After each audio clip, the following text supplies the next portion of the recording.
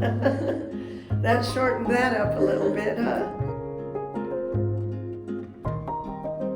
What is your name?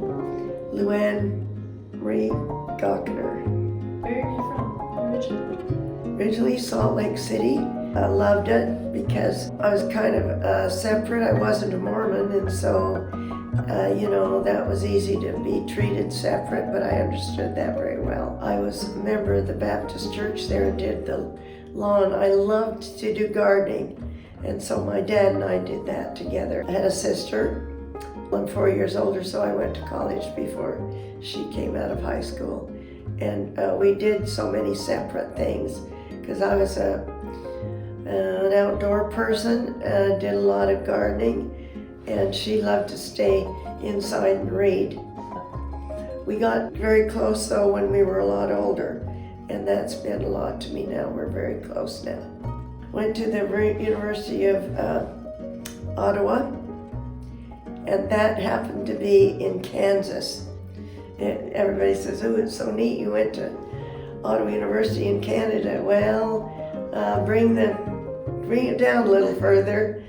At some time I decided to finish in 3 years, and then I could get my license for counseling is what I planned to do.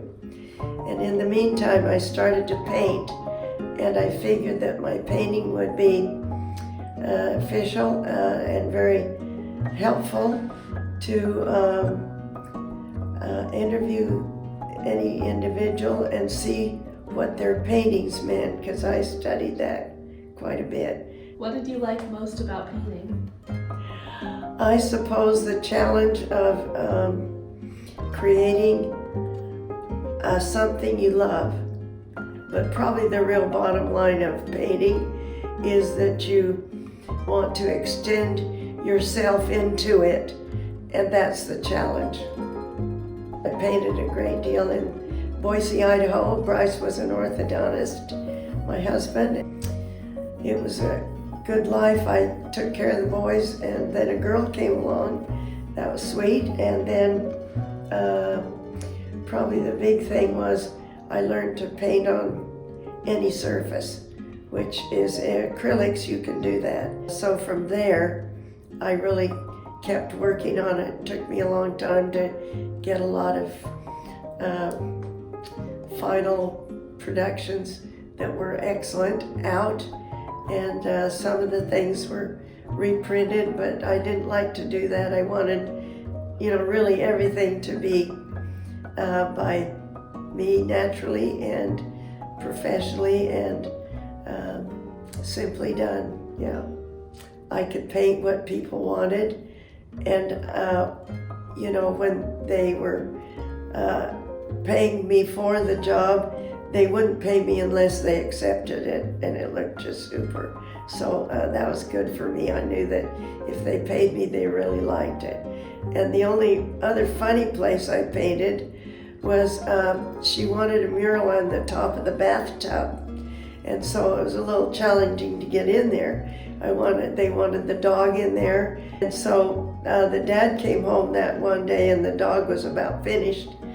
And he said, Ellen, why don't you tell her the dog has more whiskers than that? And I said, well, I can put whiskers on it, And he said, well, the dog needs 5 more on this side, 6 more on this side than you put in, and a little bit more on the chin. I said, I can do that, but you have to give me tomorrow. The next day he comes back and he said, Lou, I forgot to tell you that the tail has to come around this way, and that tail has to have a lot of hair on it, so get ready, and then I'll be back the next day to see how you put the tail in. So it was that kind of a challenge.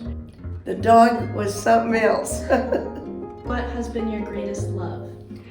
Well, of course, my greatest love was my husband, and we met when he was going to the University of Utah, and I was starting high school in Salt Lake City, so we met there, but we knew each other for 8 years before we got married. And we got married in 61, and we've had 62 years of a wonderful life together. Why did you first fall in love with your husband? First of all, he was a Christian, and I was a Christian, and then we had a good start that way because we both believed in the Lord. But I'll tell you the truth, I was really glad he liked me because he was really handsome. And he had a lot of ladies that wanted to go out with him, so he said, okay, sure. And so they took him. I love that story. They took him to all the things he thought he'd go. The only thing they didn't do with him is sports on TV. He was a sports fanatic. So you would watch with him? Yep, watched a lot. The best part about growing older now is meeting the people I've loved here in this facility. This is Wood Glen Hall. It's been really a beautiful place for me to live. And the reason it's been so beautiful is because there were so many things in my life now that I had to quit doing. Like my hands, I had an illness that was very, very serious, and I could not paint ever again. I'm working on my feet now as a result of this illness and trying to get them to work better. I've had to start over with that. It happened to be at Thanksgiving that my daughter said, Mama, your hands and your feet are so strange. You're not walking, you're not moving them right. And I said, I can't help it. And so that's how it started on that first Thanksgiving. And then into it until 9 weeks later, I still was a vegetable. And I was under the covers as a vegetable. And it was a very serious time because, they didn't know for sure what it was at first. Then they determined it was GBS. And it was an illness and an attack of the central nervous system. And so the doctors would come in and they'd lift my eyelid up. Look down, look around, look up, and they'd put the eyelid down. Well, she's still alive.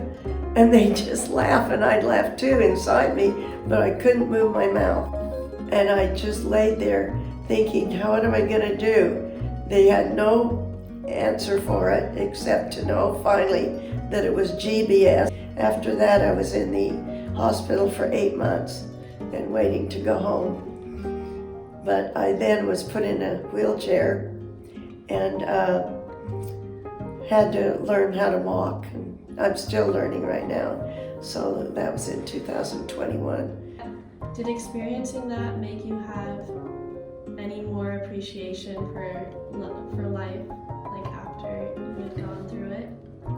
Definitely, that's a really good way to ask it.